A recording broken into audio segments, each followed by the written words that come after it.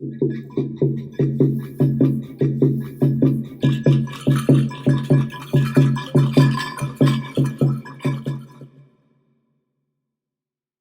a la imagen anterior, que era lo que les explicaba del mapa de Ecuador, ¿no? Del mapa bioclimático de Ecuador. Y este era lo anterior que estaba explicando del planeta, de las distintas zonas del planeta. Igual en los apuntes que yo les estoy subiendo a Classroom, es como un resumen de las clases anteriores. Bueno, aquí tienen el mapa bioclimático de Ecuador y estábamos con esto, con la zona, con las soluciones para utilizando los sistemas de inercia térmica. Hay algo muy interesante que es el coeficiente de forma, ¿sí? El coeficiente de forma es un cálculo de la relación entre superficie y volumen. Justamente, sí, Gloria, ya subimos todas las clases, están disponibles en Classroom, igual que los apuntes. Y es una relación de superficie con volumen, de tal manera que a mayor superficie hay mayor dependencia de las condiciones climáticas, y a menor superficie es más importante el aire interior. Entonces se toma como módulo el cubo, es decir, una casa cúbica aislada, bueno, se considera unidad 1. Entonces se estudian distintas formas de edificios y de esa manera se obtienen coeficientes térmicos. Algunas construcciones, como por ejemplo los centros de nuestras grandes ciudades ahora, funcionan como si fueran directamente radiadores, es decir, eh, son poco eficientes, pierden temperatura en invierno, ganan demasiado sol en verano, es este caso que vemos aquí, que tenemos un coeficiente de 2,16 en las grandes ciudades. Lo mismo una estructura que sea con salientes y entrantes, que a veces a los arquitectos les gusta, comparado con estructuras simples como vemos abajo. Una de las más eficientes, por supuesto, es la semiesfera, de ahí el éxito que tienen los domos geodésicos, que lo vamos a ver cuando estudiamos el tema de formas, las cúpulas, es decir, en esos casos tenemos el mínimo de superficie con el máximo de volumen. Y después tenemos las casas adosadas a las montañas, las casas semienterradas, donde puede reducirse ese coeficiente hasta 0,22, con lo cual es poca la pérdida energética de la casa y es poca también la ganancia en el caso de verano. Este es un ejemplo, un hermoso ejemplo de casa semienterrada. Nosotros estuvimos estudiando una casa similar en una zona de nuestro país, que es la provincia de Córdoba, y hay un cerro cerca de la capital que se llama Cerro de las Rosas, y había una casa que estaba semienterrada en la montaña. Entonces, una eficiencia térmica, es decir, requería poca calefacción en los días fríos, requería poco refrigeración en los días cálidos, pero nos decían que tenían que tener cuidado en cuanto al manejo de las aberturas, ¿no? Lo que decía recién Gloria, el tema de ventilar, de abrir, porque por ejemplo nos contaban que ellos tenían postigones externos. Un día se fueron, un día de verano, se fueron y dejaron los postigones abiertos. Y dicen que la casa se calentó tanto que no hubo forma de enfriarla a lo largo de una semana por lo menos. Así que hay que tener en cuenta cuando uno trabaja con el tema de climas. No solo sirve para climas secos, puede servir para clima húmedo si se estudia bien la circulación de los aires. Esto es justamente en la asociación Gaia, que se dedica a la permacultura, que ellos idearon un sistema de combinación de estanques. Estos estanques están producidos justamente por las zanjas de infiltración que vimos la clase pasada. Es decir, las aguas grises de la casa son depuradas por las plantas y van a un estanque. Ese estanque está ubicado en una orientación cardinal, en el caso de Argentina lo ideal es el norte, de tal manera que en invierno, cuando se tiene el sol bajo, el sol se refleja en ese estanque y me da el doble de radiación solar en la casa. Y van a ver que la casa, que está hecha con el sistema COP, con techo de paja, está rodeada por unas especies de parrales o de pérgolas con enredaderas. Esas enredaderas en realidad son de tipo alimenticio en su mayor parte, son por ejemplo pepinillos y calabacines, y entonces en verano, al crecer esas plantas, obstruyen la luz que se reflejaría en el estanque, que de por sí ya va a estar demasiado alto y ya no da en la casa, y por lo tanto refrescan la casa. Otras enredaderas que a nosotros nos gustan mucho son las que producen la famosa esponja vegetal. La esponja vegetal es otro ecomaterial porque sirve para hacer aislaciones térmicas, es un material excelente y crece como una enredadera. Así que en Paraguay hay emprendimientos muy interesantes con respecto a la esponja vegetal. Bueno, se pueden hacer emprendimientos bioclimáticos incluso en plenas ciudades. Este lo vimos en Santiago de Chile, un edificio importante que se llama Patio Alameda, donde se tienen lo que se llama jardines verticales, es decir, plantas que cuelgan, que desbordan de los balcones, de las terrazas, y por lo tanto esas plantas tienen que ser caducas de tal manera que permitan pasar el sol cuando se necesita, ¿sí? En el caso, por ejemplo, de mi barrio donde vivo yo, está este edificio que está totalmente cubierto de enredaderas.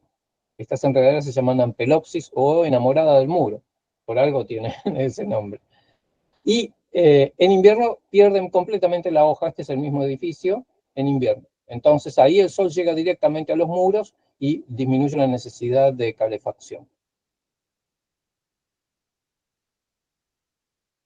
Hablamos de la posibilidad de techo verde, entonces vemos distintas alternativas en distintos países del mundo, vemos en Islandia, vemos en Estados Unidos, en Suiza, la posibilidad de esta de aprovechar especialmente ante la urgencia climática, la necesidad de crear superficies que absorban dióxido de carbono, entonces, y que a su vez refrigeren o climaticen, porque no solo disminuye la necesidad de aire acondicionado, sino también de calefacción en invierno, que crean como un colchón aislante y vivo, y que a su vez aprovecha el agua de lluvia.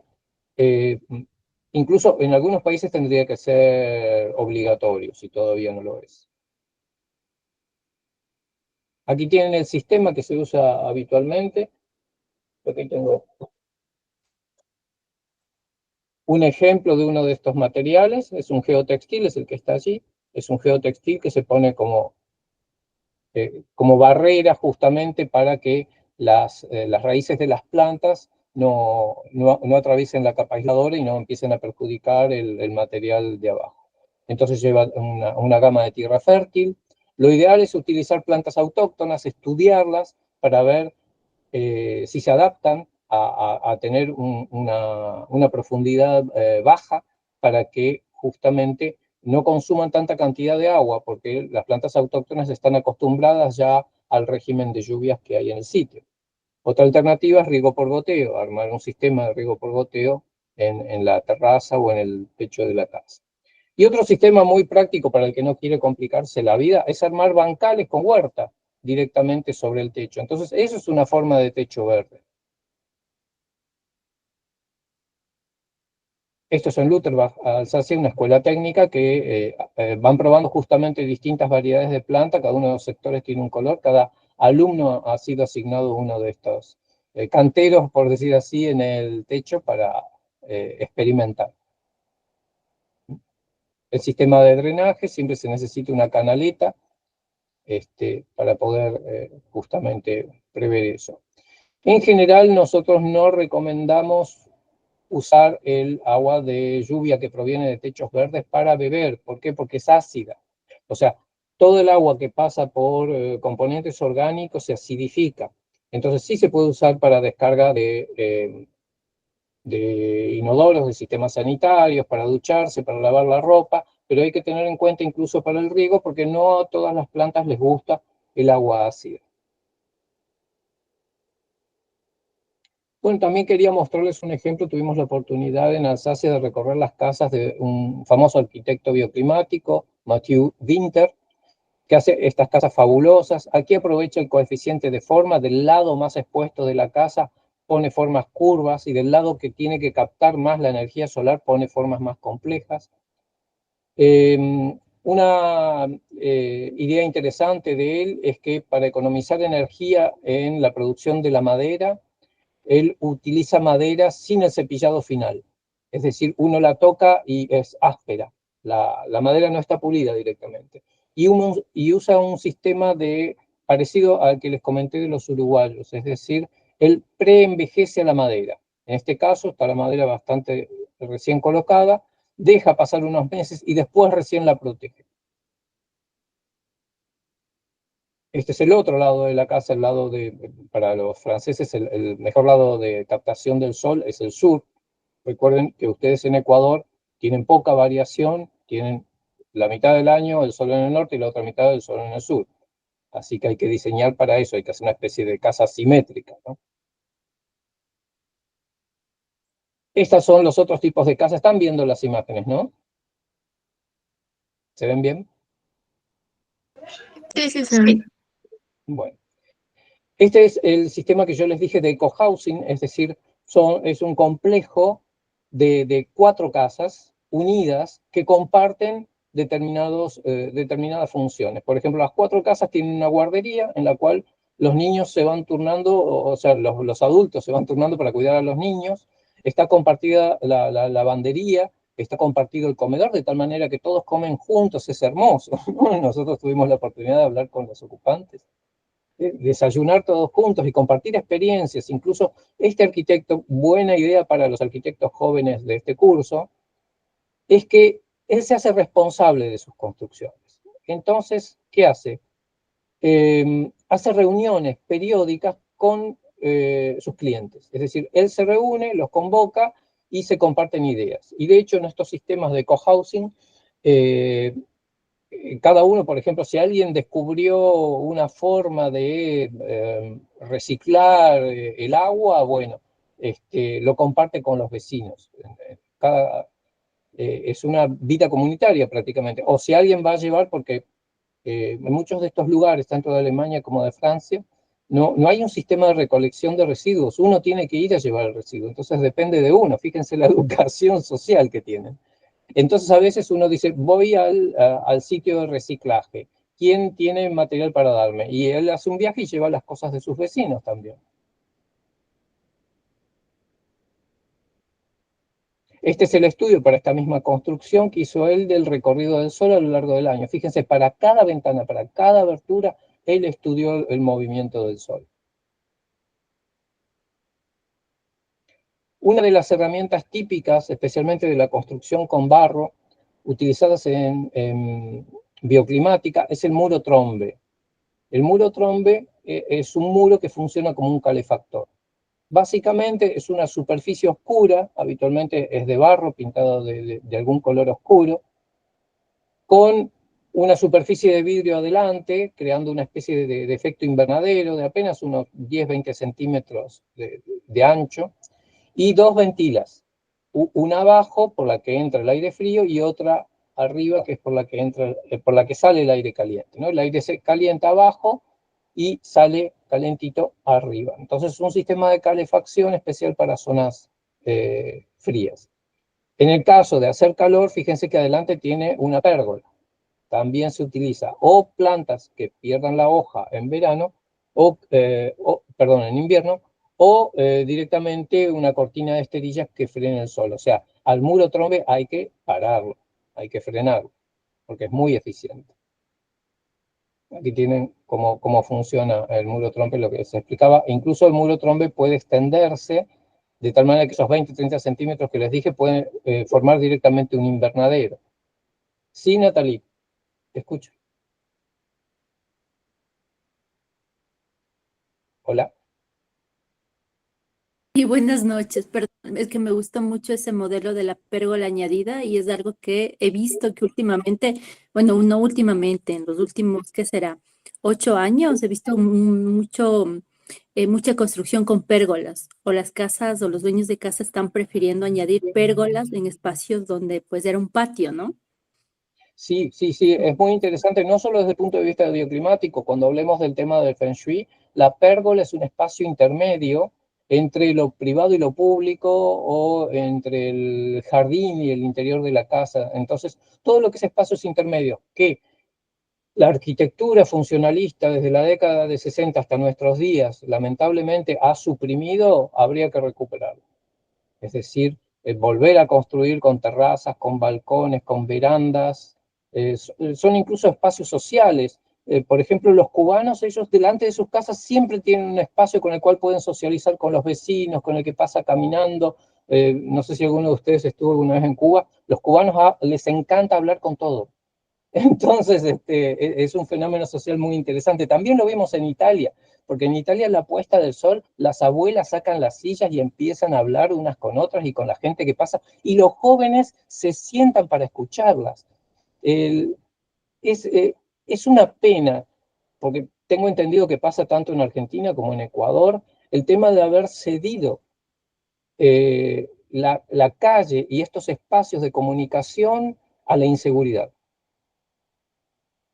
Es decir, eran espacios amigables. Recordemos que la bioclimática no solo se trata de la eficiencia energética, se basa en lugares vivibles y confortables. Bueno, este es el caso. ¿Se acuerdan que les hablé de la casa esta que estaba en la comunidad indígena mapuche de Cuyamen, en la provincia de Chubut? Bueno, esta es una vista más de cerca de la casa, donde vemos, aquí esto es un muro trombe. Esto está mirando hacia el norte porque es donde nosotros tenemos el sol todo el año lo tenemos en el norte. Ahí vemos una cocina solar parabólica, está dada vuelta justamente para no encandilar ni prender fuego a nadie, y un horno solar adosado. Esta ventana que ustedes ven abierta tiene un techo transparente porque ahí hay una huerta. Ellos tienen temperaturas muy bajas en invierno, tienen 10 grados bajo cero, y en verano pueden tener hasta 40 grados sobre cero. Entonces estos climas extremos es un clima templado, frío, continental. Entonces hay que prever todas estas situaciones. Y a su vez, algo muy interesante que vamos a ver, es que como es una vivienda social, pero está preparada para una comunidad indígena, hay que tener en cuenta las geomancias, es decir, el valor simbólico que ellos le dan a cada parte de la vivienda, y aplicarlo, porque si no, no la van a utilizar. Aquí vemos una maqueta de la misma casa, donde a la izquierda vemos los paneles solares fotovoltaicos, también tienen paneles solares térmicos. Y la presencia también de una galería, que eso es importantísimo, esos pasillos vidriados que tenían las casas antiguas y que se han perdido también. Eran espacios también de ganancia térmica o de ventilación y de comunicación y hasta de contacto social. Por ejemplo, en Argentina era tradicional el zaguán donde se escondían los novios a la noche, ¿no? A hacer sus cosas, pero bueno, era un espacio social también, el zaguán de las casas. Bueno, este es un diagrama donde vemos justamente las pautas que se tuvieron para el diseño bioclimático, la circulación del aire, que no solo es la ventilación a través de las aberturas, sino también a través de ventilas que se pueden diseñar en la casa y que se pueden abrir y cerrar. Hay sistemas de ventilación eólicos, por ejemplo, hay molinillos que giran con el viento y que extraen el aire de las casas y por lo tanto también favorece la calidad de aire interior. Aquí tienen un diagrama justamente de la circulación del aire, en rojo lo que es aire cálido y en azul lo que es aire fresco. Para zonas tropicales como las de ustedes hay un sistema muy interesante, ahora no me acuerdo el nombre, de refrigeración de las casas, que es a través de conductos de cerámica, que todavía se consiguen, que se entierran. Entonces, esos conductos habitualmente van a tomar aire en una zona más baja de la casa y por lo tanto más fresca. Si es posible, un sotobosque, es decir, un lugar umbroso donde no llegue el sol, o cercano a una corriente de agua, como vimos de los refrigeradores naturales. Entonces, se pone una pequeña bomba en la parte superior que traiga ese aire fresco, y al correr ese aire por estas cañerías, nosotros le decimos de bizcocho, estas cañerías cerámicas que están habitualmente húmedas, por evapotranspiración va bajando la temperatura del aire y entra a la casa por unas ventilas, y habitualmente ese aire está 10 o 20 grados por debajo de la temperatura habitual de la casa. El tema del asoleamiento, en el caso de ustedes, bueno, hay muchos programas que se pueden utilizar, ya sea en la computadora o en el celular, que nos permiten ver el diagrama solar, es decir, los puntos de salida y puesta del sol en cada época del año, ¿no? Bueno, en este caso elegí una ubicación cerca de Quito, al sudeste de Quito, perdón, y bueno, ahí tiene el diagrama solar que me indica en qué punto cardinal sale y se pone el sol, ya sea en el solsticio de junio o en el solsticio de diciembre. Y en el medio tenemos la ubicación, la salida y la puesta de sol en los equinoccios, en el de marzo y en el de septiembre. Bueno, pero esto es un ideal, es decir, fíjense que si yo voy a construir en esta zona, tengo que considerar el hilaló. Uno de los elementos más cotizados, por decir así, en todo el mundo, es el sol de la mañana. ¿Sí? El sol de la mañana es bueno para las zonas frías, el sol de la mañana es bueno para las zonas cálidas. Todas las culturas ancestrales consideraron como un punto de revitalización el este. Y por lo tanto lo que tengo que considerar son los obstáculos que tengo para la luz, para que me llegue la radiación solar. Entonces, ¿y a qué hora amanece? Porque a veces puede llegar a amanecer a las 9 de la mañana porque tengo una montaña que me está bloqueando, en este caso, por ejemplo, el amanecer del solsticio de junio. Para eso, bueno, hay programas que están incluidos en los programas de diseño tipo AutoCAD o Archicad, donde uno implanta la casa y puede ubicar estas cosas. Pero si no tiene, aparte del cálculo diario del sol y aparte del cálculo estacional, si no tiene el perfil de las montañas o las cosas que pueden obstruirlo, es como inútil esto. Porque si yo tengo al lado un edificio alto que me bloquea todo el sol, ya sea de la mañana o de la tarde, evidentemente mi cálculo solar va a ser distinto, especialmente si estoy colocando colectores solares térmicos o paneles fotovoltaicos. Una solución para mí muy práctica son estas aplicaciones que uno puede bajar e instalar en el celular.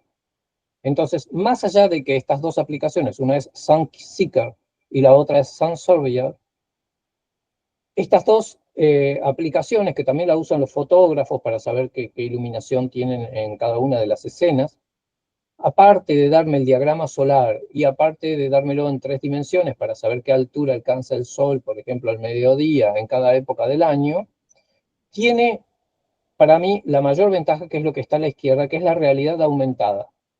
Es decir, yo coloco la ubicación, eso es fundamental, que el aparato disponga de la ubicación GPS, ¿sí? No hay que confiarse siempre en la brújula magnética porque es engañada fácilmente por los campos magnéticos de alrededor. Y a su vez está el tema de declinación magnética que lo vamos a ver más adelante. Pero, es decir, no siempre usar la brújula del celular es eficiente. Pero si uno le da el punto GPS correcto, el aparato lo compensa. ¿Qué me hace la realidad aumentada? Bueno, justamente aprovecha la cámara fotográfica del celular, ¿sí? Fuera, entonces yo apunto al punto donde va a estar, donde, por ejemplo, yo quiero poner la fachada de la casa o el lado más, con mayores aberturas de la casa, y fíjense, a la izquierda me da la posición del sol en las distintas épocas del año. Entonces voy a saber qué obstáculo tengo. Fíjense en esta imagen, este es uno de los ejemplos. Entonces estoy en un terreno, estoy a punto de construir, pero tengo mis dudas, tengo el diagrama solar, pero no sé cómo juegan estos árboles que tengo tan cerca. Entonces puedo llegar a calcular eso en base a esto que me da realidad in situ, es decir, estar en el lugar. Hace 30 años lo que usábamos era una semiesfera de espejo, es decir, no existían los teléfonos celulares. Y esa semiesfera se ponía en el terreno y uno veía reflejado, sobre esa semiesfera se dibujaba el diagrama solar del lugar y uno veía reflejado todo lo que había alrededor y de tal manera podía saber el Sol cómo iba a ser bloqueado por determinados obstáculos. Bueno, aquí están la bibliografía, yo les voy subiendo todos los libros que yo encuentre. Estos son clásicos desde la década del 70, La Casa Ecológica Autosuficiente y La Casa Autónoma, de Brenda y Robert Bale, que son prácticamente los primeros difusores de la bioclimática.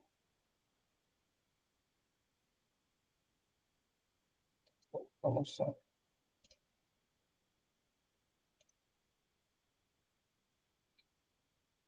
Si quieren hacer alguna pregunta mientras voy buscando la presentación siguiente.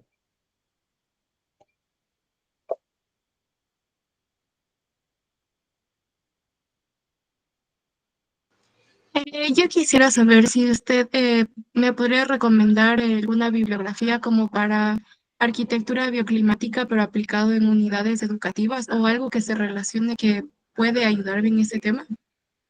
Sí, creo que compartí ya un trabajo, me parece que era para Cuenca, y me parece que estaba orientado hacia el ámbito educativo.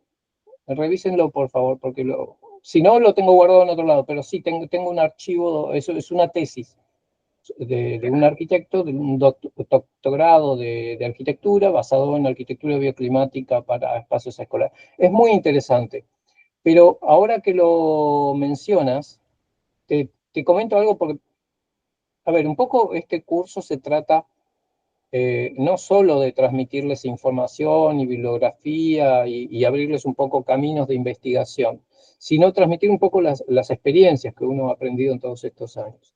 Entonces, como les contaba la vez pasada, tengo una gran amiga, la arquitecta Liliana Álvarez, una especialista en arquitectura bioclimática justamente, y a ella le tocó justamente diseñar eh, eh, escuelas para la zona de la Puna. La Puna argentino-chilena es parecida a los páramos de ustedes, ¿sí? Nada más que muy seca, muy seca. Entonces, ella hizo todo el diseño bioclimático, se hicieron todos los cálculos, una vez construidos funcionaban de una manera espectacular, prácticamente no consumían energía, tenían todo el círculo energético cerrado, magnífico. Los niños se entusiasmaban mucho con las pautas bioclimáticas, porque lógicamente requiere uno darse cuenta, cuando el sol me da en tal lado, bueno, cerrar los postigones, abrir las ventilaciones, bajar este techo, es decir, ciertas pautas de uso. Lamentablemente en lo que se falló es que no se dejó un manual de uso de la escuela. Entonces, ¿qué pasa? Periódicamente cambiaban las autoridades del colegio. Cambiaban los alumnos, por supuesto, y cambiaba la directora, las maestras, y no sabían cómo usarla. Entonces, de ser escuelas altamente eficientes desde el punto de vista bioclimático, pasaron a ser pésimas. Cuando se hizo una inspección 3 años después, estaban funcionando muy mal.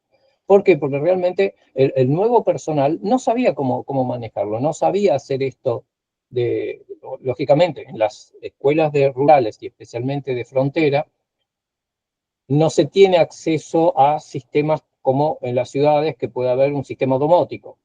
Un sistema domótico es un sistema inteligente, es una computadora que va manejando estos aspectos bioclimáticos, que va cerrando ventilas, abriendo ventilas, va bajando persianas, va subiendo, moderando la temperatura de la calefacción, etcétera, regulando la ventilación, midiendo, como vimos la vez pasada, con un termohigrómetro, la temperatura y la humedad y trabajando con eso. No hay, el que lo hace es el ser humano. Entonces, pero si el ser humano no lo sabe hacer o no se le enseña, el sistema no vale.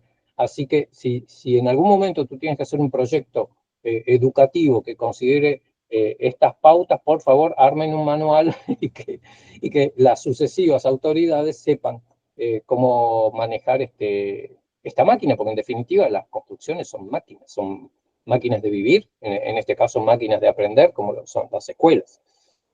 Entonces, no sé si respondí un poco tu pregunta. Sí, gracias por el consejo también. Te voy a buscar esa información porque creo que la tengo específico en algún trabajo de Ecuador. Gracias.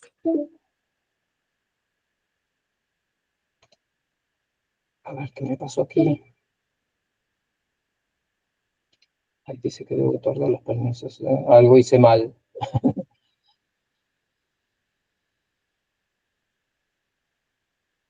¿Niki o José andan por allí?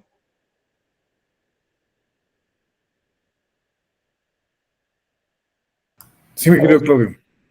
¿Qué tal, Niki? No sé si me puedes autorizar a compartir pantalla porque me parece que apreté mal un tema de bloquear pantalla y Claro, dame un segundo, por favor. sí, sí, no me está permitiendo.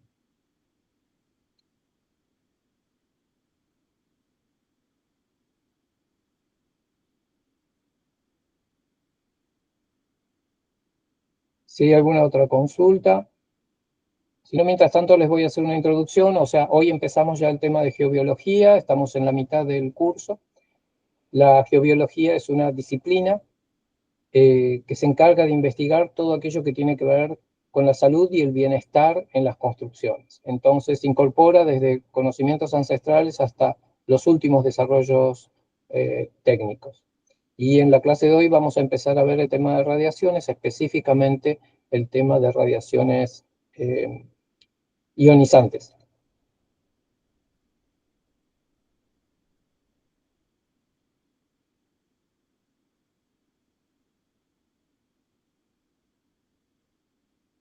Una posibilidad, Nicky, es que salga y entre, pero como yo puse la grabación, me parece que no me lo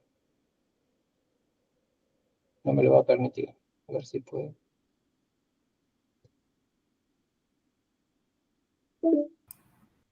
Ya no estoy ayudando a José, mi querido Claudio, en unos minutos. Sí, como.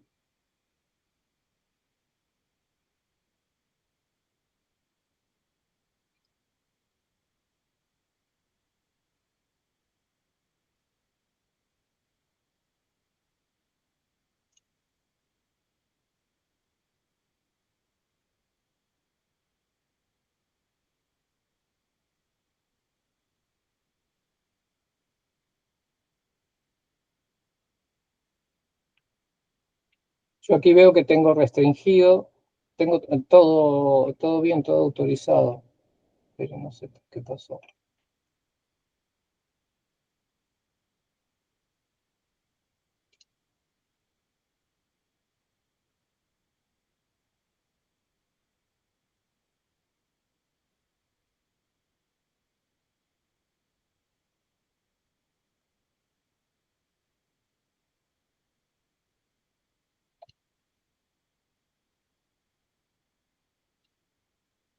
Perdón, ¿eh?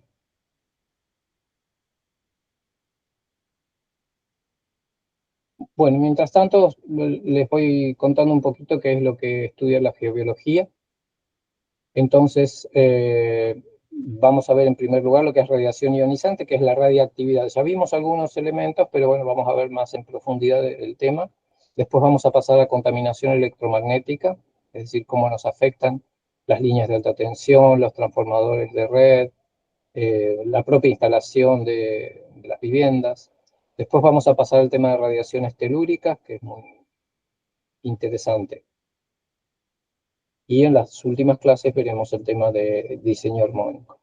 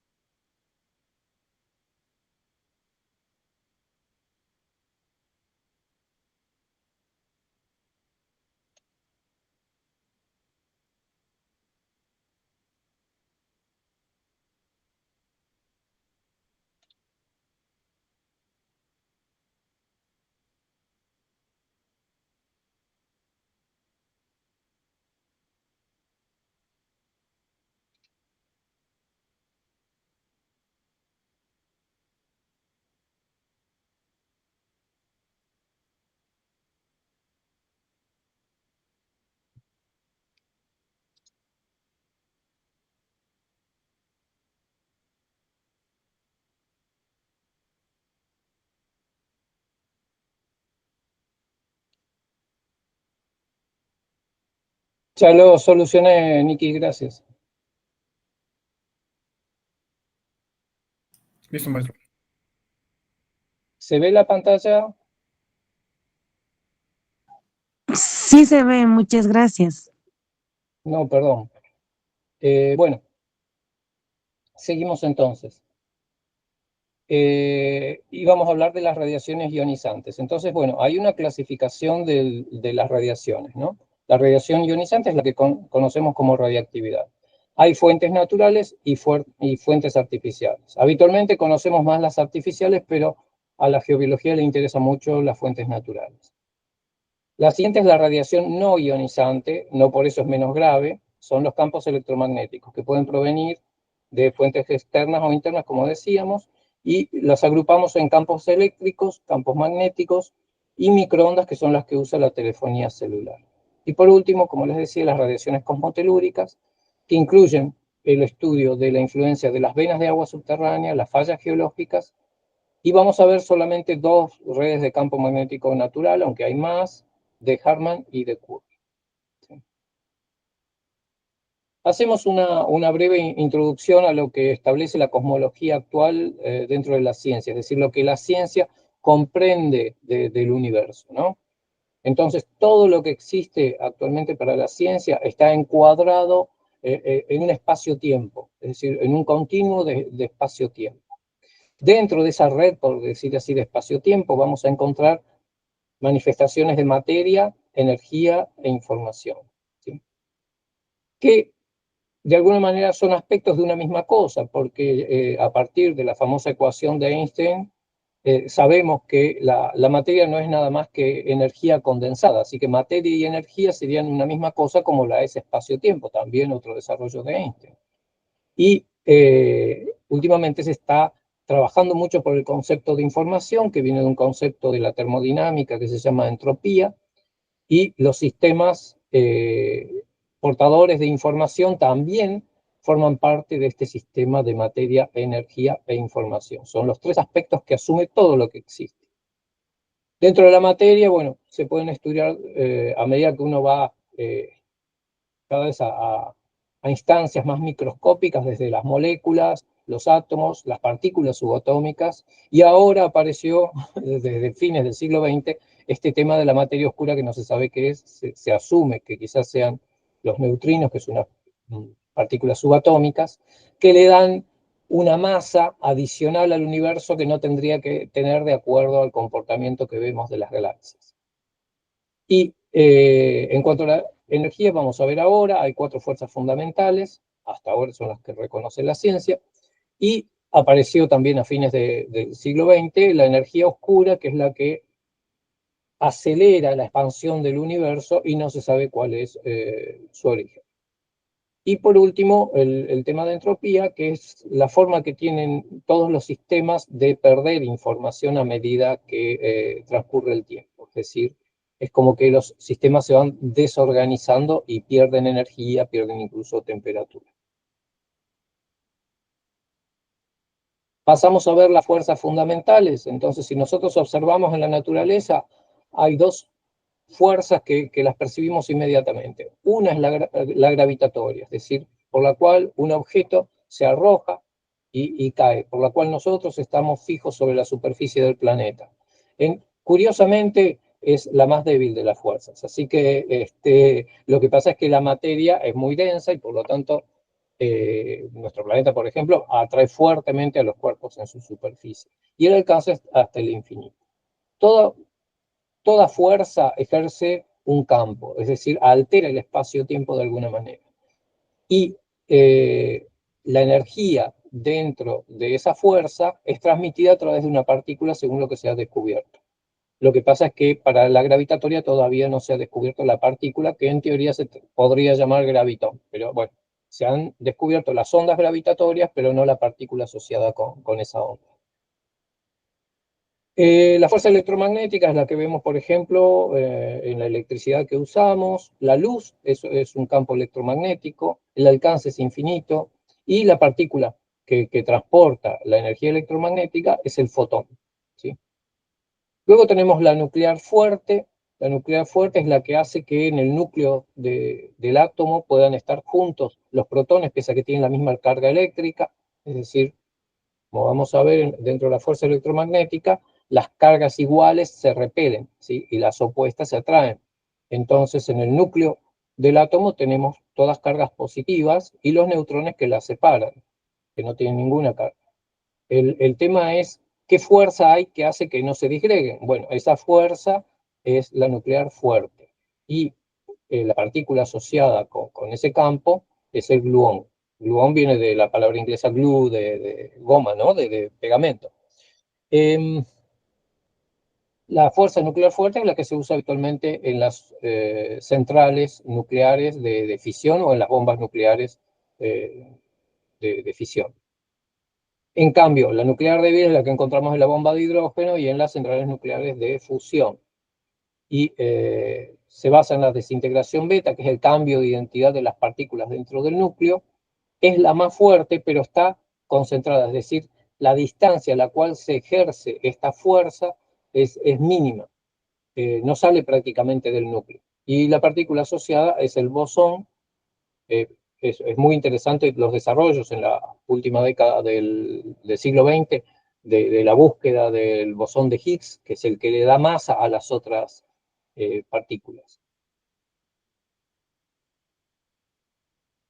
Entonces, les recuerdo de la escuela primaria. Entonces, el átomo está compuesto por un núcleo, ese núcleo tiene carga positiva.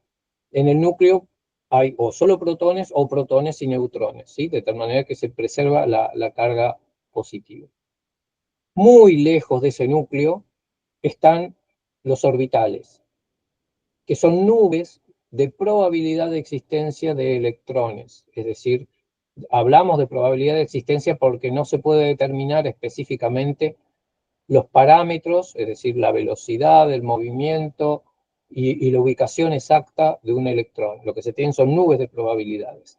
Entonces, hay que descartar un poco la idea de que el átomo es como un sistema solar que tiene un sol en el centro y tiene las órbitas y los electrones dan vuelta nada más alrededor de ellos. No tienen órbitas complejas, aquí simplemente algunas están descritas, pero en realidad son nubes de probabilidad y tienen distintas formas esas nubes que están alrededor del núcleo, y a su vez cada una tiene un nivel de energía distinto. Los electrones tienen carga negativa, con lo cual el átomo está equilibrado, es decir, tiene que tener la misma cantidad de protones en el núcleo que la misma cantidad de electrones en sus orbitales. Con eso el átomo es neutro. Ahora, ¿qué pasa cuando el átomo se desequilibra? Es decir, cuando pierde un electrón o gana un electrón. Recordemos que desintegrar el núcleo es muy difícil. Entonces, la mayoría de las reacciones que nosotros vemos en la naturaleza se obedecen a cambios en los orbitales de los átomos y de las moléculas que son átomos combinados entre sí. Entonces, una molécula también puede ser un ion. Es decir, puede estar desequilibrada eléctricamente. ¿Por qué? O porque perdió un electrón o porque ganó un electrón. Cuando pierde un electrón, el átomo se convierte, o la molécula se convierte en un ion positivo, ¿sí? Tiene carga eléctrica positiva, o sea, deja de ser neutro. Y cuando gana un electrón, tiene un elemento negativo más, entonces se desequilibra y decimos que tiene un ion negativo, ¿sí? Les adelanto que para la geobiología, el ser humano tiende a perder electrones y por lo tanto tiende a cargarse positivamente, lo cual no le hace bien, porque está desequilibrado. Entonces, le viene bien compensar eso, alcanzar de nuevo la neutralidad a partir de la ganancia de iones negativos. Entonces, vamos a ver que, pese a la palabra, lo negativo en realidad es positivo para el ser humano, le hace bien. Bueno, y aquí tenemos el gráfico de la tabla periódica de elementos en los cuales se ve la composición atómica de cada uno de estos elementos y simplemente para decirles que los átomos, a medida que vamos hacia abajo, los átomos son cada vez más pesados y por lo tanto suelen tener más neutrones y el núcleo se hace más inestable. Los protones están más separados entre sí y hay isótopos. Isótopos son átomos que tienen la misma cantidad de protones, pero tienen distinta cantidad de neutrones. Y cuando tienen muchos neutrones, los protones están más separados entre sí, tiende a fragmentarse espontáneamente. Entonces tenemos materiales radiactivos. Es todo el sector bajo de esta tabla.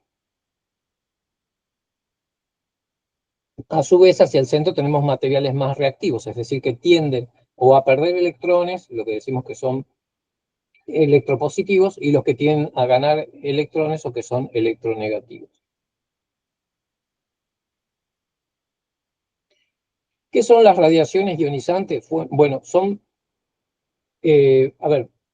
paquetes de energía que emiten los átomos bajo ciertas circunstancias, ¿no? Son distintos tipos de energía y básicamente podemos hablar de 5 tipos de radiaciones ionizantes. Y se llaman ionizantes ¿por qué? Porque esa energía llega a un átomo y le puede hacer perder un electrón o puede afectar directamente al núcleo, como pasa en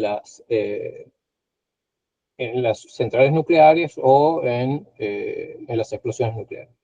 Explosiones nucleares que ocurren diariamente, por ejemplo, en el Sol, es decir, la radiación que nosotros recibimos del Sol proviene justamente de reacciones nucleares. El Sol quema hidrógeno y lo transforma por fusión en helio, ¿sí? Y en base a eso se genera una gran cantidad de fotones que son los que nos llegan a nuestro planeta. Entonces, para que veamos, están ordenados de lo más denso, por decir así, de lo más sutil, ¿no? Lo más denso es la partícula alfa. La partícula alfa es el núcleo de un átomo de helio, como si fuera el núcleo de un átomo de helio. Son 2 protones con 2 neutrones, ¿sí? Es la radiación ionizante más pesada. La partícula beta son electrones, o su versión en antimateria, porque hay como, cuando se crean partículas nuevas, se crean al mismo tiempo positivas y negativas, y la versión positiva del electrón es el positrón. Hay muchos sistemas de escaneo, especialmente cerebral, que utilizan energía positrónica. Entonces, tenemos esta variante. La radiación beta en condiciones normales son electrones, es decir, son electrones disparados a alta velocidad. Después tenemos la radiación X y gamma. Estas 2 radiaciones son del campo electromagnético, de la fuerza electromagnética de muy alta frecuencia, muy superior a la de la luz visible, que dijimos que también forma parte de la fuerza electromagnética. Entonces, vemos que estas radiaciones bajan la cantidad de energía. Fíjense, empezamos de las alfa, que tienen una unidad que se llama megaelectronvoltio, bueno, y baja en el caso de las X y las gamas porque son puramente onda. Y los rayos cósmicos es una conjunción de partículas y subpartículas atómicas, incluyendo aquellas como el neutrino, que prácticamente no tienen masa y que no interactúan con el resto de la materia, y que existen desde el famoso Big Bang, desde el comienzo del universo. Esas son las partículas que tienen más energía, las que nos llegan al planeta desde el fondo del universo. Y como vamos a ver, la geobiología también estudia este tipo de energía y sus efectos sobre la salud. Bueno, para que ustedes vean el tema de la radiación X y la radiación gamma, esto es, por ejemplo, una estrella como nuestro Sol y una emisión de luz. Esta pequeña franja que tiene los colores del arco iris es el espectro visible de la luz. Todo lo que va hacia la derecha es de mayor frecuencia y menor amplitud. Amplitud es la distancia entre las crestas de la ola, ¿no? Por decir así, de la onda electromagnética. Y todo lo que va hacia la izquierda, tenemos mayor amplitud que la luz visible y por lo tanto, mayor longitud de onda que la luz visible y por lo tanto menor frecuencia. De acuerdo a lo que vamos a ver, hacia el lado derecho tenemos la radiación ionizante, que empieza con la radiación ultravioleta, pasa por los rayos X, pasa por los rayos gamma, hasta la radiación cósmica. Y del otro lado del espectro electromagnético, de las ondas que tienen menor frecuencia que la luz visible, nos vamos hacia el lado de las ondas de radio, de las microondas y de las ondas de radio. Todo eso vamos a ver cómo afecta de distinta manera. Bueno, aquí tenemos una representación de cómo influyen cada una de este tipo de radiación de las principales, alfa, beta y gamma. ¿Sí? La alfa dijimos que es una partícula pesada formada por 2 protones y 2 electrones. Por lo tanto, la frena una hoja de papel, o sea, ubicada la fuente de la radiación alfa, una hoja de papel la frena. O la piel humana, por ejemplo, no penetra la piel humana. La beta, que dijimos que eran electrones a altísima velocidad, atraviesa la hoja de papel, pero una hoja de aluminio ya la frena. Y por último, la radiación gamma, que es de muy alta energía, es muy cercana a la radiación X que se usa en las radiografías, es frenada solamente con una capa de 1 centímetro de plomo o, por ejemplo, 1 metro de hormigón. ¿Sí? Entonces son distintos factores de penetración para que ustedes vean. Pero, como vimos, tiene más energía la radiación alfa. Penetra menos, pero tiene más energía. Esto lleva a que se considere cómo afecta a los tejidos humanos. Los mismos 3 tipos de radiación que vimos antes. Las partículas alfa no penetran más allá de la piel, pero pueden producir cáncer a nivel cutáneo o a nivel subcutáneo. Las partículas beta, que dijimos que eran electrones a alta velocidad, penetran un poco más y pueden llegar a órganos internos, afectar a nivel muscular y llegar a producir mutaciones, porque en definitiva lo que hace la radiación ionizante es justamente producir, por ejemplo, no sé si ustedes escucharon hablar de los radicales libres. Los radicales libres son moléculas justamente ionizadas por la radiación ionizante que actúan como tijeras que cortan el ADN. Y al cortar el ADN en un porcentaje mayor de lo que el organismo es capaz de frenar o de compensar, puede producir mutaciones y por lo tanto cáncer. Y por último, los rayos gamma, que son campos electromagnéticos de muy alta frecuencia que penetran y pueden atravesar el cuerpo perfectamente. Produciendo también mutaciones, ¿no? Lógicamente. Por eso hay todo un tema de que si ustedes van a institutos de imágenes, los más recientes o los que remodelaron sus máquinas dicen mucho menor radiación, ¿sí? Porque hay que tener cuidado con la radiación de los equipos de rayos X. Acá tenemos los efectos, arriba, como es un artículo del National Geographic, arriba cómo la radiación ionizante ioniza, por ejemplo, la molécula de agua, produce el radical libre corta los cromosomas y esto produce las mutaciones que en definitiva van a producir distintos tipos de cáncer. Cómo afectan especialmente a distintos órganos, especialmente el cerebro, el cáncer de piel, los procesos como el embarazo, donde las células se están reproduciendo de una manera muy veloz, bueno, ahí se pueden producir mutaciones y afectar el desarrollo del feto. Y de acuerdo a la dosis que uno puede recibir, por ejemplo, en un accidente nuclear, que puede ser incluso en todas partes, hay clínicas que trabajan con materiales radiactivos. Entonces puede producirse un accidente dentro de estas clínicas y uno llegar a entrar en contacto con sustancias radiactivas y tenemos los distintos niveles de cómo les afecta a los órganos, ¿no? En rojo tenemos los órganos que son más afectados. Fíjense en la tiroides, ¿no? Como cuando fue la catástrofe de Fukushima, de la central nuclear de Fukushima, lo primero que se distribuyó entre el pueblo de la zona de Fukushima son sales que permitieran funcionar bien, es decir, que las tiroides absorbieran ese tipo de sales y no las radiactivas, no las sustancias radiactivas. Los pulmones, el estómago, el hígado, ¿sí?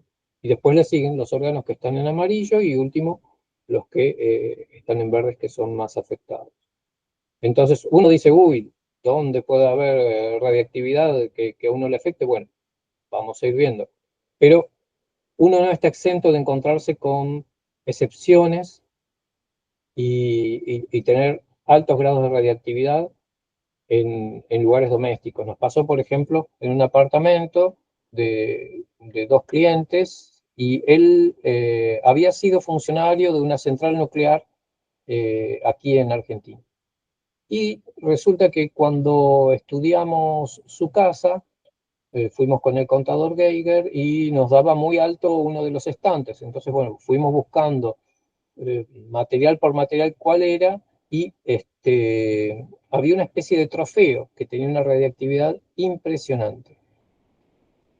¿Y qué era? Era cuando él se retiró, los empleados, como agradecimiento, le regalaron una pila usada de uranio dentro de un bloque de acrílico. El acrílico no frena la radiactividad, entonces prácticamente lo estaban matando al pobre hombre que la tenía cerca de su escritorio. Es decir, es un desconocimiento de cómo funcionan los materiales radiactivos. Así que bueno, le dijimos que por favor lo dispusiera, que lo enviara a algún lugar que se especialice en el tratamiento de ese tipo de materiales. No puede estar dando vueltas una pila nuclear usada.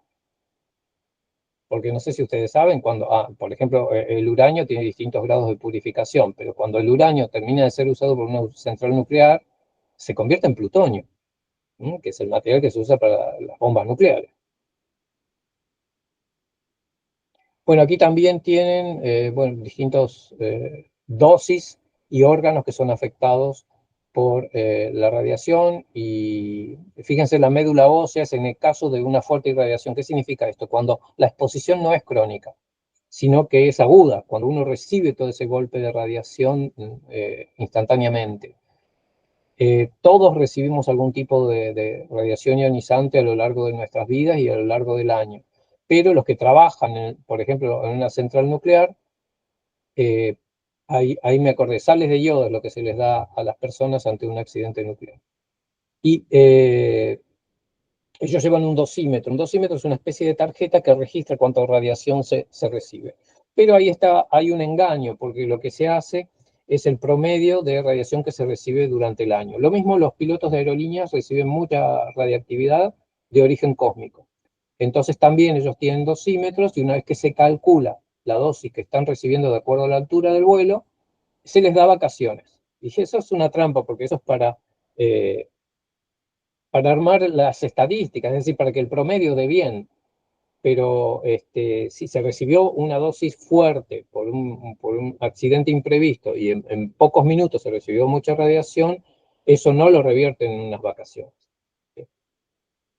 Entonces, bueno, como puede pasarnos a nosotros con un exceso de radiografías, lo que se llama una seriada o una panorámica o una tomografía de la dentadura es terrible, y está muy cerca del cerebro, y está muy cerca de la tiroides también. Y lamentablemente es difícil de convencer al técnico radiólogo, porque vieron lo que pasa con las profesiones, cuando uno está acostumbrado a manejar material peligroso o situaciones peligrosas, es como que está inmune, uno se cree inmune a estas cosas. Entonces, uno pide, por ejemplo, cuando se va a sacar radiografías dentales, viene como un babero, una protección de plomo que se pone aquí, y no la quieren usar ellos directamente. Es más, hay profesionales que ni siquiera se van detrás del biombo protector, que tiene una película de plomo para proteger de esa radiación. Fíjense, esta es la dosis anual de radiación de cualquier persona normal, de qué porcentaje de radiación se recibe. Entonces, el mayor porcentaje, que lo vemos ahí en verde, es un 56%, equivalente a 2 milisievert, con unidades de radiación por año, proviene del aire, es decir, de la presencia del gas radón, que ya anticipamos un poquito el tema. Para la Organización Mundial de la Salud es el responsable del 15% de cáncer al pulmón, y que proviene del lugar donde se construyen las casas o del propio hormigón, del propio concreto con el que se construyen los edificios, ¿sí? Seguimos con la siguiente porción de torta, que es esta de los rayos X médicos y dentales, lo que está en rojo, 0,39 milisievert, o un 11% de la radiación total, ¿sí? Después sigue el material natural radiactivo con otro 11%, que, como lo vimos, algunos materiales de construcción pueden ser, pero también puede ser un material natural que uno no se dé cuenta y lo introdujo en la casa. Nos pasó una vez de estar midiendo un hogar donde había una chimenea, y en la chimenea había una piedra natural que el hombre la trajo de cierto lugar de nuestro país, las trajo del río. Y cuando la medimos también era muy, muy radiactiva, ¿no? Porque a veces hay vetas de uranio que están asociadas, por lo general, con el granito o con la diorita, y él no se daba cuenta, incluso la usaba para hacer lo que llamamos proboletas, es decir, son unos quesos que se cocinan al fuego y se ponen derretidos y uno los come directamente de ahí, en este caso de arriba de la piedra. Así que bueno, estaba recibiendo a través del alimento apoyado sobre la piedra y de la presencia de la piedra y quizás de sentarse arriba de la piedra, una dosis de radiactividad alta. Lo siguiente es un 8% de rayos cósmicos, que después lo vamos a ver, que provienen del fondo del universo. Otro 8%, aquí están rocas y materiales en formación, las rocas naturales, es decir, que pueden provenir incluso del paisaje, lo que nosotros llamamos radiación natural de fondo, ¿sí? Aparte de los materiales naturales que introducimos dentro de las construcciones. Y misceláneas son distintas fuentes de radiactividad que podemos llegar a encontrar en nuestra vida diaria, que las vamos a ir viendo. Esto lamentablemente no está difundido, solamente lo trabajan los médicos ambientalistas. Habitualmente la radiactividad la asociamos o con Chernobyl, como vemos aquí, o con explosiones nucleares. Ustedes saben que las pruebas que hicieron los franceses en el Pacífico, particularmente en el atolón de Mururoa, arrojaron tanto material radiactivo a la atmósfera que ese nunca más se va a ir. La dosis de, por ejemplo, estroncio 90, que es uno de los residuos de estas explosiones, quedó en la atmósfera desde aquella época, estamos hablando década del 60, en valores muy altos y nunca más bajaron. Así que no sabemos si no somos todos mutantes porque tenemos esa dosis de radiactividad atmosférica. Y por último, las centrales nucleares, que casi todas tienen problemas de fuga en algún punto, especialmente esto que decimos de las pilas y las barras de refrigeración que ya no se usan más en las centrales nucleares. Como no se sabe qué hacer con ellas, pasan unos piletones de enfriamiento, porque eso levanta mucha temperatura. Y esos piletones tienen agua radiactiva, y ese agua radiactiva suele filtrarse por rajaduras al subsuelo. Entonces, al menos en Argentina, Greenpeace ha estudiado las 3 centrales nucleares en uso, y las 3 han tenido fuga en algún momento. Después hay un tema internacional, económico, consumista, de no difundir la importancia de algunos accidentes nucleares. Por ejemplo, poca gente sabe de este accidente en Estados Unidos, que fue el de la central nuclear de 3 Mile Island, donde todavía hoy se tienen tasas altísimas de cáncer en la zona. Esto fue en la década del 90, 80-90. Así que también fue como la de Chernobyl, fue una explosión como la de Chernobyl, pero bueno, en parte, entre comillas, se solucionó. Estos accidentes no tienen solución, y en parte se tapó y se oculta. Esos son los juicios permanentes que están haciendo en contra de las autoridades. Fíjense, esta es la distribución de radiactividad a partir del desastre de Chernobyl en la década del 90 también, ¿no? Entonces, lo que está en rojo, Chernobyl, en Ucrania. Justamente el peligro que hay ahora es de que uno de los dos bandos, Ucrania o Rusia, bombardee Chernobyl y de nuevo tengamos este foco de radiactividad que afectó a todo el planeta. Se ha detectado hasta en la Antártida partículas provenientes de Chernobyl. En este caso, bueno, en rojo están los países. Fíjense lo que es Escandinavia, en anaranjado, es decir, han recibido una dosis de nube radiactiva bastante importante. Fíjense, son nevadas en las montañas altas de los países nórdicos, de los Alpes, así que afectó prácticamente a toda Europa, y esto tarda miles de años en irse, ese material radiactivo. Entonces, no nos pueden venir a decir que es una solución ecológica porque minimiza el uso de combustibles fósiles. Bueno, la última que se conoce, ¿no? Es la fuga radiactiva de la central nuclear de Fukushima, donde un terremoto asociado con un maremoto destruyó la central nuclear en una zona que ya se sabía que era sísmica y entró en colapso el núcleo. Aquí tienen la zona de irradiación, como las poblaciones que recibieron radiactividad. Esto también lo trataron de minimizar los japoneses. De hecho, no sé si tengo alguna... No. Hay una foto de la... perdón, hay un mapa de la irradiación de aguas radiactivas de Fukushima a todo el Pacífico, llegando a California y a Ecuador inclusive. Entonces, bueno, nosotros cuando estuvimos en Galápagos, se reía una moza del restaurante porque con el contador Geiger medíamos los pescados, ¿no? El platillo que nos servían a ver si era radiactivo o no era radiactivo. No, por suerte en aquel momento no nos dio, eso fue en el 2013. No eran radiactivos los peces de Galápagos hasta ese momento. Siempre hay acusaciones de que están arrojando agua radiactiva del enfriamiento del núcleo de Fukushima al Océano Pacífico y que ha sido autorizada por los entes reguladores internacionales.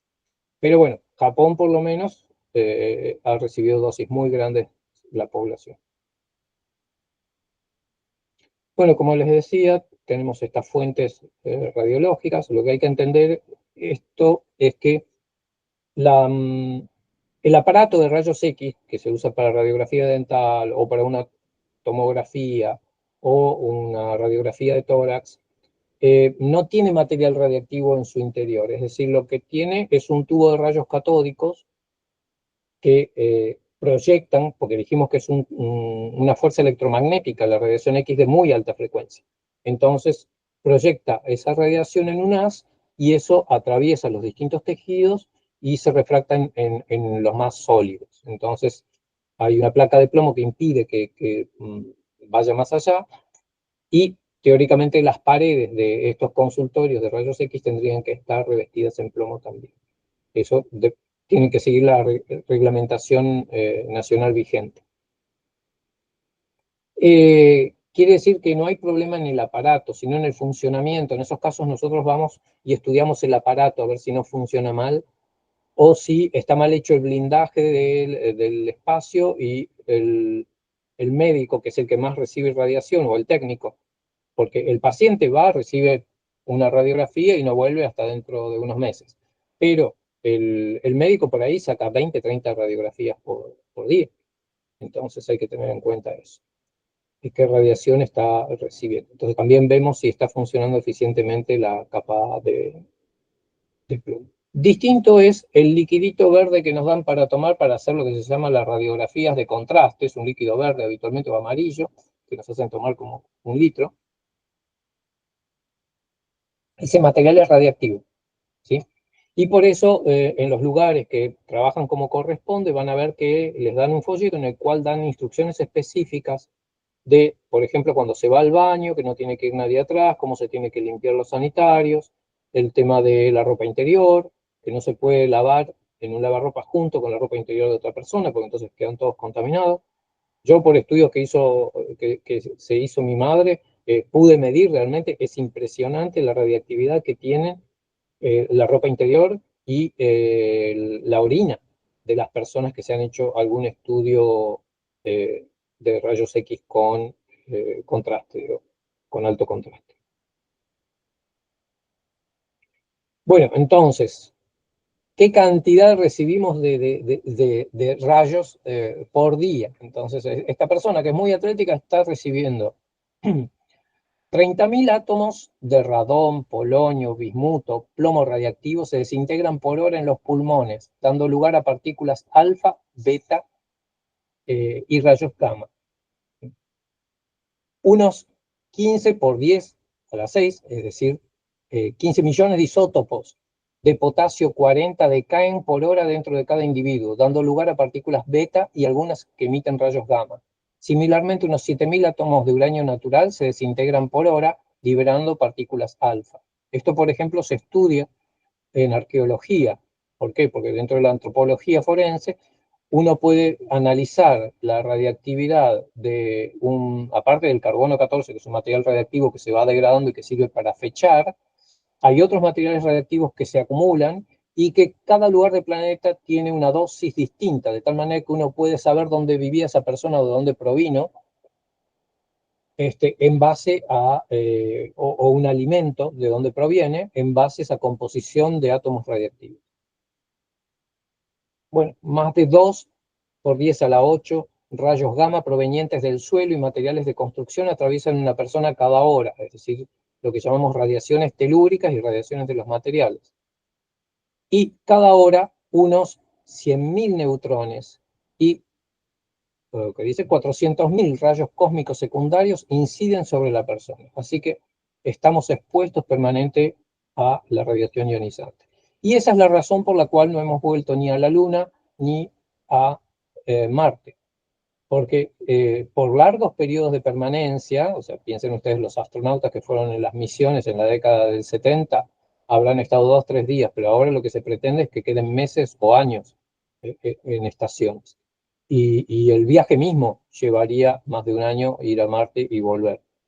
Eso nos expondría a radiaciones cósmicas tan altas que es garantía de ser mortal o garantía de desarrollar un cáncer.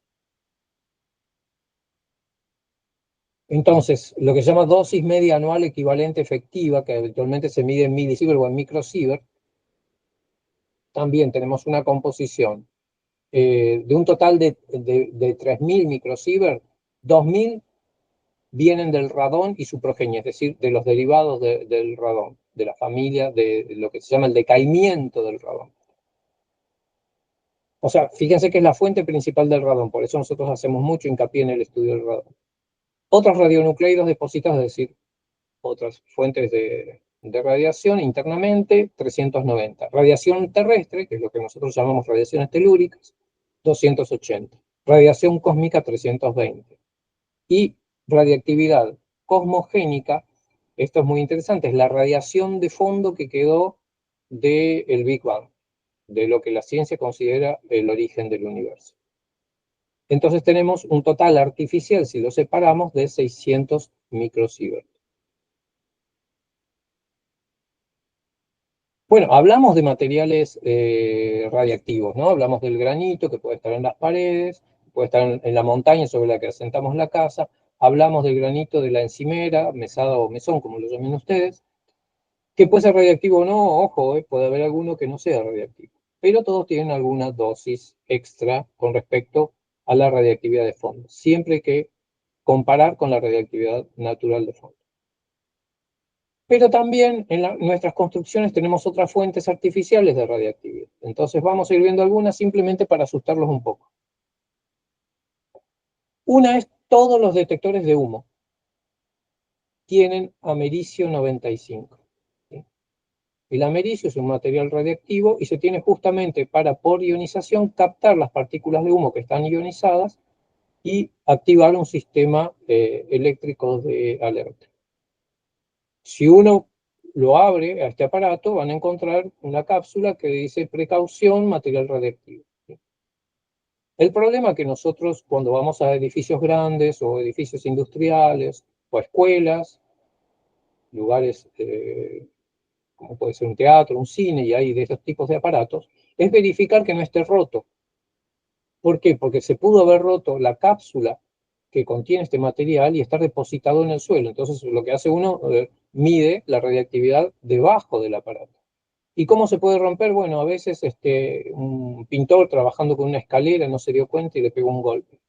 En realidad, cuando uno compra los detectores de humo, uno tendría que comprarlo a una empresa que tenga un servicio de revisión, ¿sí? Que periódicamente ellos vayan a verificar que no tenga una ruptura, que no tenga una fuga del material radiactivo.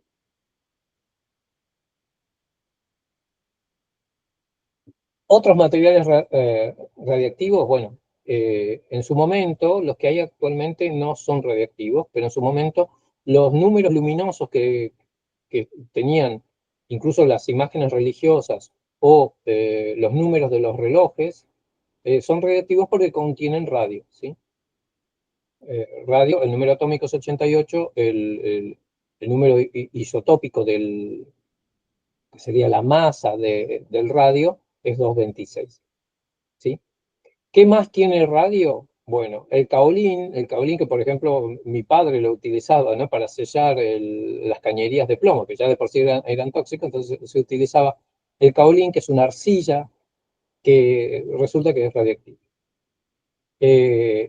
Las nueces de Brasil, por ejemplo, de hecho, bueno, he sabido que uno de los lugares radiactivos naturales más fuertes del planeta está en el norte de Brasil. Y es un lugar turístico, así que la gente no sabe, pero está de vacaciones arriba de una central nuclear. Bueno, las nueces de Brasil también son bastante radiactivas porque por una cuestión evolutiva metabólica absorben del suelo justamente estos materiales radiactivos. ¿Qué puede ser interesante para un lugar contaminado con radiactividad? Utilizar árboles de nueces de Brasil para extraerlo, ¿sí? Y luego, bueno, ponerlo a buen recaudo. Otra fuente común en las construcciones de material radiactivo es el pararrayos iónico. ¿Sí? Entonces, habitualmente, justamente tiene una carga de polonio, también puede tener torio. Son materiales radiactivos que producen una ionización y supuestamente esa ionización es la que atrae el rayo. No está comprobado que realmente funcionen los pararrayos iónicos, pero en principio nosotros le diríamos que no compren un pararrayos iónico, porque además, si le llega a caer un rayo a este pararrayos iónico, la cápsula que contiene el material radiactivo se funde, así que van a tener el material radiactivo en el techo de sus casas. O en el campo, en la tierra. Sí, había una pregunta, no sé de quién. Sí, escucho. Había una mano alzada recién. A ver qué hay en los mensajes.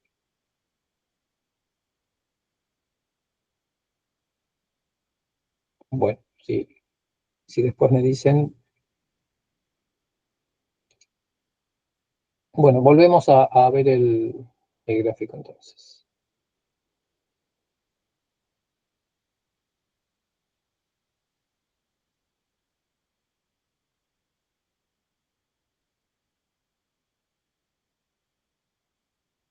¿Están viendo la pantalla, por favor?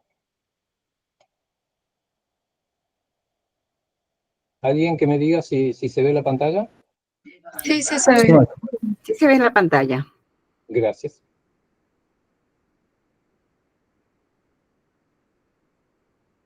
Sí, perdí.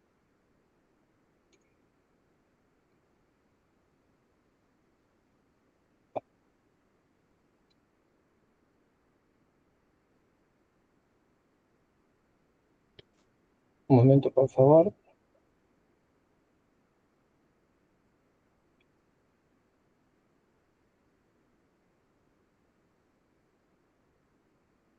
¿Ahí se ve?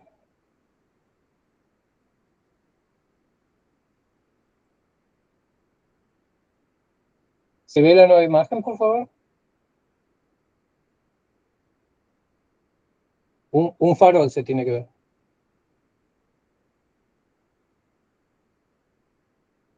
Sí se ve, Claudia. Ah, bueno, gracias. Quizás ustedes no los conocieron, pero se siguen usando. Son faroles, son luminarias para los campamentos. Entonces, habitualmente son una garrafa, es decir, un recipiente con gas licuado, y se tiene lo que se llama una camisa o una funda. Esas fundas están hechas con torio. Entonces, nunca acostumbramos leer los prospectos, pero habitualmente estas fundas tenían un sobre, venían de China por lo general, y ese sobre decía material radiactivo, no ingerir, no llevar a la boca y manejar con guantes. Por supuesto, todos tirábamos el paquete, no leíamos el prospecto y soplábamos dentro de la camisa para que entrara bien en el pico. Y bueno, pero es un material radiactivo. Y además, al encenderse la llama, el material radiactivo se volatilizaba. Así que bueno, esto fue grave. Si ustedes compran de estos materiales nuevos, tiene que tener un sello, el sello de radiactividad y cruzado. Y una frase en inglés que diga no radioactive, ¿sí? No radiactivo.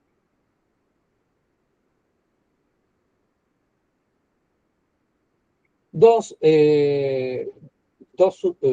objetos que tienen torio también, un material altamente radiactivo, son las barras de soldadura, las que se usan para soldar hierro en las máquinas eléctricas que desarrollan gran voltaje. Bueno, esas barras contienen torio y lamentablemente no se respetan las normas de seguridad que exigirían las aseguradoras de trabajo de usar mascarilla, porque se están respirando partículas de torio a medida que se va fundiendo la barra, que se va haciendo la soldadura. Los materiales antiestáticos que se utilizan para los lentes de las cámaras fotográficas también contienen torio. Y todo producto de limpieza que diga que es antiestático tiene algún material radiactivo, porque justamente se basa en que ese aerosol, por ejemplo, o ese producto que se pone en un paño y se frota, es antiestático. De hecho, para las computadoras también se usan, porque tiene partículas ionizantes, es decir, porque atraen por ionización, por carga estática, el polvo.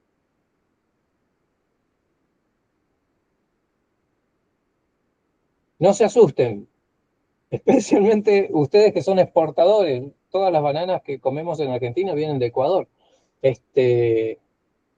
La banana tiene una gran dosis de radiactividad. Un argumento que cuando se les decía a las autoridades de las centrales nucleares argentinas que había fuga en las centrales nucleares, decían, no se preocupe, usted recibe más radiactividad de la persona que duerme al lado suyo y que comió una banana esa noche que de nuestras centrales nucleares. Entonces nosotros le respondíamos, deje que nosotros nos preocupamos por la alimentación, usted preocúpese por las centrales nucleares. Y es natural, es decir, es de origen natural, lo que sí no hay que abusar, es decir, no más de 2 bananas por día, si no la dosis de radiactividad sí puede ser alta. El potasio 40 es un material radiactivo que también lo encontramos en las sales marinas, por ejemplo.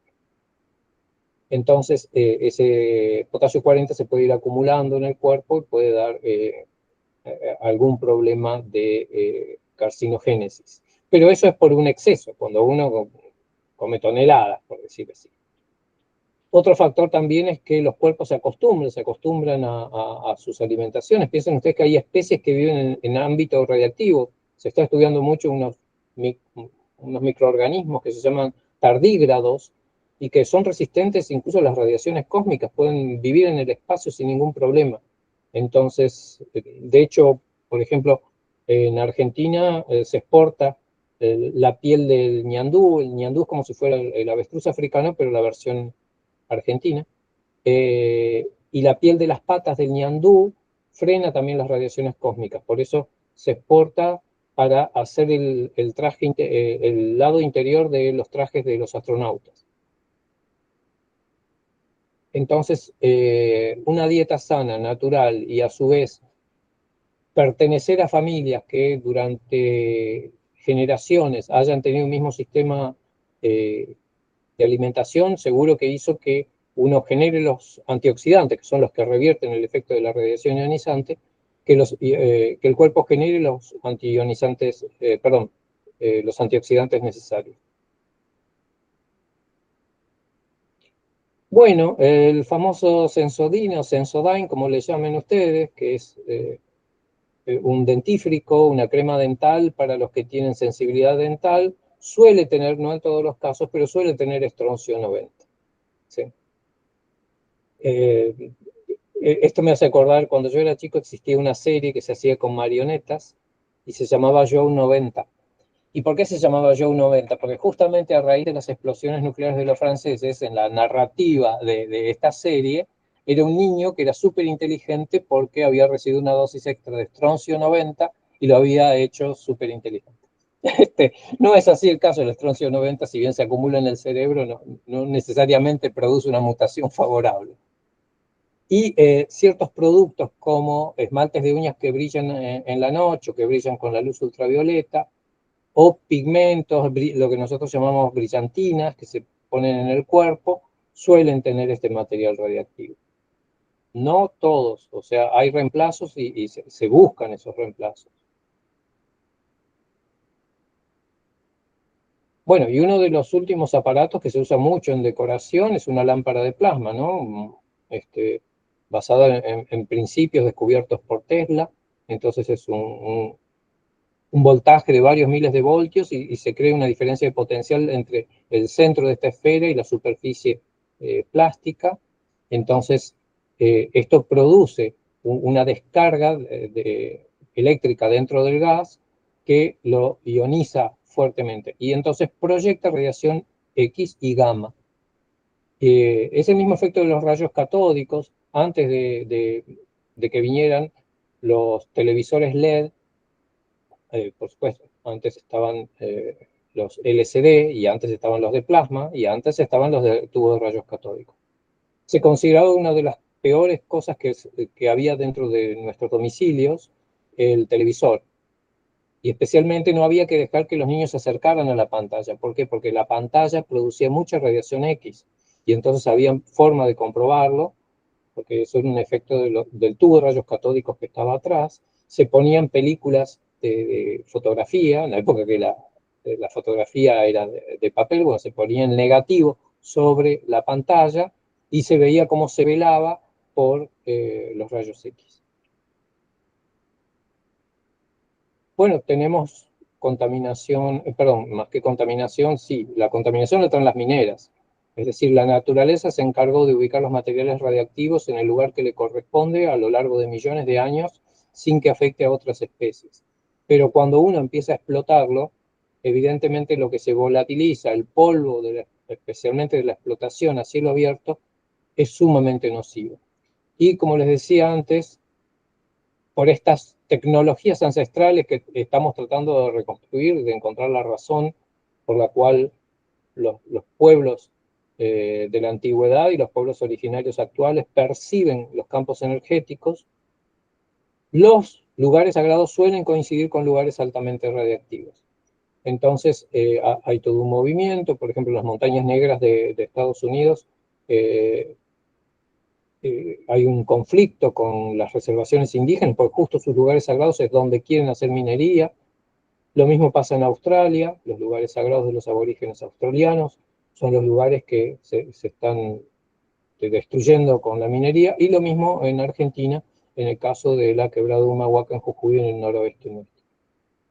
Y el tema es que para muchos países el material radiactivo, como es el uranio, es considerado material estratégico. Por lo tanto, el Poder Ejecutivo tiene la prioridad o tiene el derecho de explotarlo sin consultar a nadie. Fíjense, en Ecuador les marqué las zonas justamente que están licitadas ya por los gobiernos. No importa la bandería política, porque ninguno desprecia la posibilidad económica que da la explotación de los recursos del subsuelo. Entonces, estos son los lugares ricos en uranio, zonas uraníferas se dice, de Ecuador, y el nombre comercial que ya reciben esas zonas para explotar el uranio a cielo abierto, lo cual contaminaría incluso las aguas.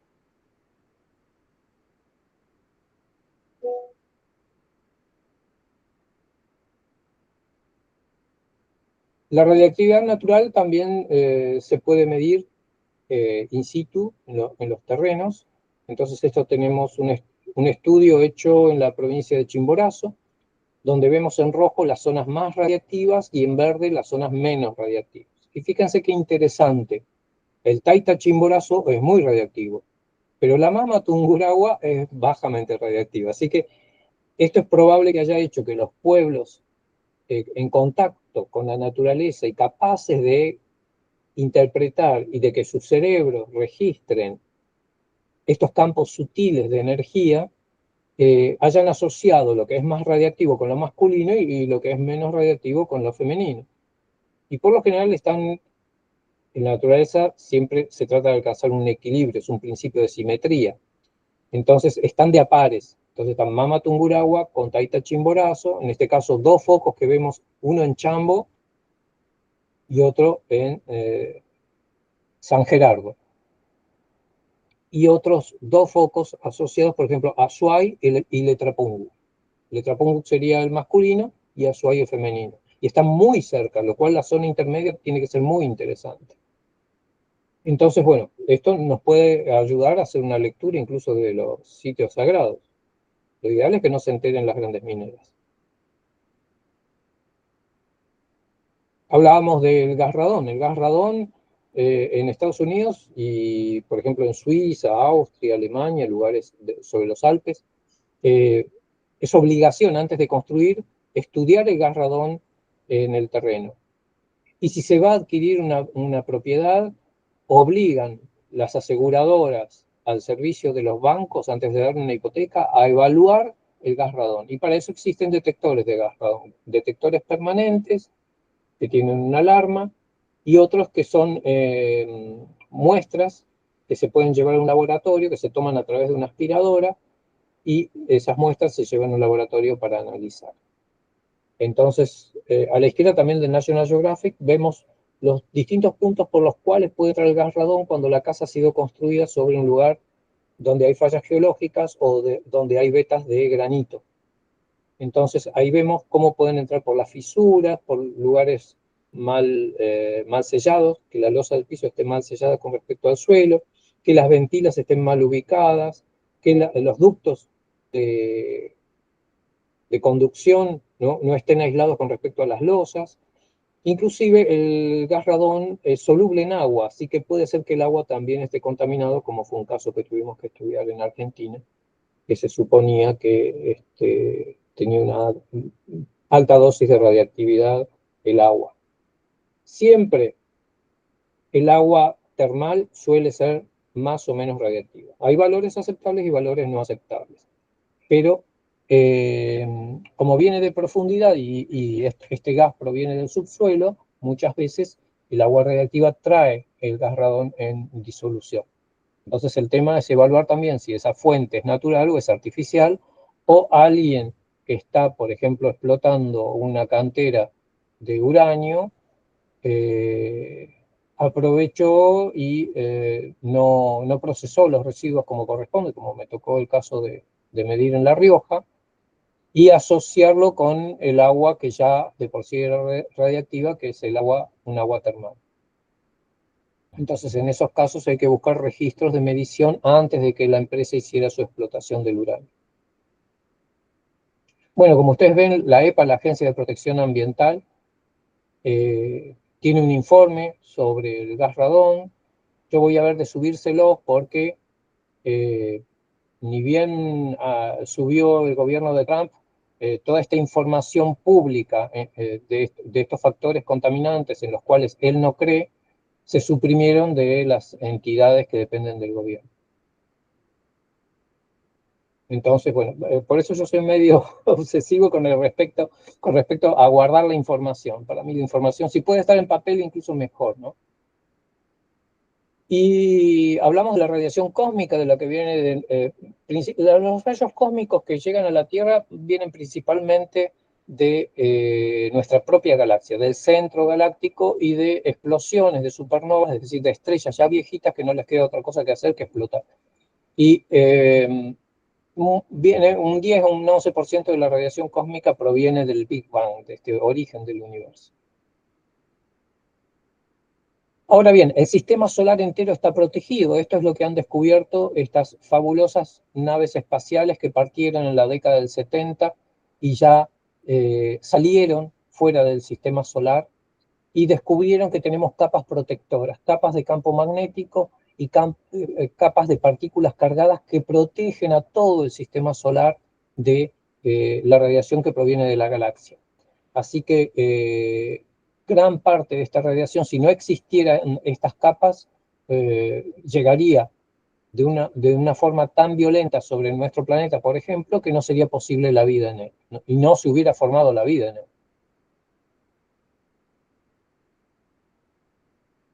él. Las siguientes capas protectoras las produce el planeta mismo, es decir, a partir de un núcleo metálico como tenemos y de un planeta en movimiento, en rotación, se genera un campo magnético como si fuera una dínamo, y ese campo magnético nos protege, en primer lugar, de la radiación cósmica que viene de la galaxia, y en segundo lugar, de la radiación que viene del Sol, que también, si no existieran esas capas, llegaría cruda a la superficie del planeta y haría imposible la vida.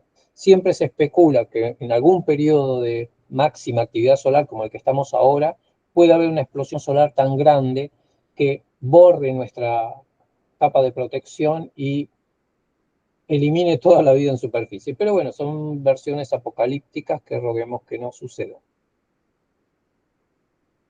Las auroras polares son producidas justamente por partículas ionizadas, partículas cargadas eléctricamente de la atmósfera en ambos polos. Porque si volvemos a la imagen anterior, van a ver que el campo magnético terrestre está abierto del lado de los polos, es más intenso del lado que es de día y es más relajado del lado que es de noche, alcanza valores más bajos. Por eso de noche favorece el descanso y por eso también todos los mitos de la medianoche, porque ahí tenemos el mínimo de radiación, el mínimo de campo magnético y por lo tanto el máximo de radiación cósmica, es decir, nos despegamos un poco de lo solar y entramos más en lo cósmico. Acá tenemos un gráfico a lo largo de distintos años, esto va desde 1958 al, 1958 al 2010, ¿sí? Y vemos los periodos de 11 años que tiene el Sol tiene un ciclo de 11 años de actividad, y cómo coincide cada vez que hay un pico de radiación cósmica, el Sol responde y tiene otro pico. Es decir, es un ritmo conjugado entre radiación cósmica y radiación solar. Es como que el Sol nos protege cuanto más falta hace. Y a su vez hay un ciclo acoplado del campo magnético terrestre con el solar. Es decir, hay un pico galáctico, el Sol nos defiende. Pero cuando el Sol nos defiende, hubiera perjudicado a la Tierra. Entonces el campo magnético terrestre responde y resuena en consonancia. Entonces el campo magnético es más fuerte que los periodos de máximos solares. Si no hiciera eso, también tendríamos serios inconvenientes para sobrevivir en la superficie planetaria. Se cree que en algún momento ha ocurrido, periódicamente, según los geólogos, la Tierra cambia la polaridad de sus polos magnéticos y durante esa lo que se llama reversión de los polos magnéticos se anula el campo magnético. Entonces, en el momento que el polo norte pasa a ser polo sur y el polo sur al polo norte magnético, esa anulación del campo magnético terrestre haría que entre la radiación solar y ahí tendríamos fenómenos de extinción de muchas especies. Aquí tenemos comparado los rayos cósmicos con el campo magnético. O sea, sacamos la intervención del Sol y tenemos esto, de que a mayor radiación solar, a mayor radiación cósmica, menor campo magnético terrestre. Lo que decíamos que pasa cada noche, a la medianoche, y pasa también en los mínimos solares. Uno de los problemas para la salud que tiene la radiación cósmica es que es mayor con la altura, es decir, gente que vive, como muchos lugares de Ecuador, a más de 3.000 metros de altura, está más expuesta a la radiación cósmica. La atmósfera va absorbiendo la radiación cósmica hasta que es mínima a nivel del mar. Y a su vez, cuando uno vuela, en los aviones a más de 10.000 metros de altura, está expuesto centenares de veces a mayor radiación cósmica. Y el gráfico que vemos a la derecha es el efecto de la radiación cósmica sobre los metales. Se produce un efecto cascada en el cual, vieron que hablamos, por ejemplo, de la radiación alfa, que penetra menos, pero lleva más energía. Bueno, si la radiación gamma se interactúa con los materiales metálicos, por ejemplo, de un techo metálico de una casa que esté ubicada en una montaña a más de 3.000 metros de altura, o con la carcasa de una nave espacial, o con el fuselaje de un avión, se produce un efecto cascada, de tal manera que los que están adentro reciben una radiación mucho más nociva que la gamma que hubiera atravesado todo el volumen. Por eso, en general, en geobiología, proponemos no utilizar techo metálico, ¿sí? Hay una excepción, que es la que usan los que practican la baubiología, que está relacionada con la antroposofía, que está relacionada con las escuelas Waldorf, que está relacionada con las enseñanzas de Rudolf Steiner. Y es el cobre y el zinc. Son dos materiales que dejan pasar la radiación cósmica. Entonces, esos materiales permeables se consideran favorables. El resto de los metales, especialmente el aluminio, es sumamente nocivo para este efecto. Ahora, ¿qué pasa con las personas que viven a más de 3.000 metros de altura? ¿Tienen todos cáncer? No, no tienen cáncer. En primer lugar, porque llevan generaciones de adaptación, sus cuerpos ya producen los antioxidantes necesarios para revertir estos efectos mutagénicos, y por otro lado está el tema de la alimentación. Así que hay que respetar la alimentación porque habitualmente la alimentación de altura tiene que ver con antioxidantes. Bueno, acá tenemos un ejemplo, cómo se mide con un contador Geiger, que es este mismo que tengo yo acá, la misma marca y todo. ¿Sí? Entonces, muchos llevan en el avión para ver la dosis que reciben las personas que vuelan mucho y que hacen viajes intercontinentales a más de 10.000 metros de altura, reciben muchísima radiación y por supuesto los pilotos mucho más. Este ruidito que hace es un átomo que se ionizó en el tubo de cuarzo que se llama tubo Geiger. Aquí tiene la... ¿A qué punto? Justo